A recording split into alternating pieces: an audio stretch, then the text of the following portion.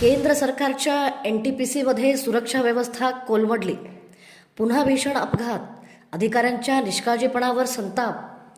देशातील सर्वात मोठ्या केंद्र सरकारी कंपन्यांपैकी एक असलेल्या NTPCमध्ये कामगारांच्या सुरक्षेचा प्रश्न पुन्हा ऐरणीवर आला आहे.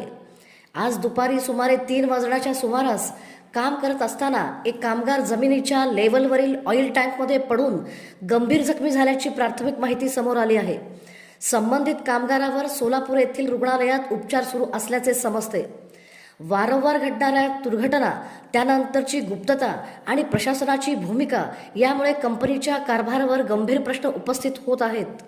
काही दिवसापूर्वीच आत्महत्येची घटना ताजी असताना पुन्हा हा गंभीर अपघात घडल्याने कामगारांमध्ये भीतीचे वातावरण निर्माण झाले आहे. सुरक्षेच्या नावाखाली फक्त कागदी उपाययोजना सुरू आहेत का? जबाबदार अधिकाऱ्यांवर कारवाई का होत नाही?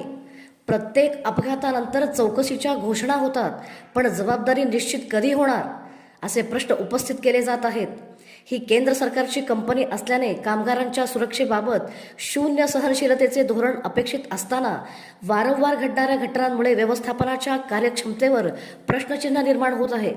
या प्रकरणाची निष्पक्ष चौकशी करून जबाबदारांवर कठोर कारवाई करावी आणि कामगारांच्या सुरक्षिततेची हमी द्यावी, अशी मागणी आता जोर धरू लागली आहे.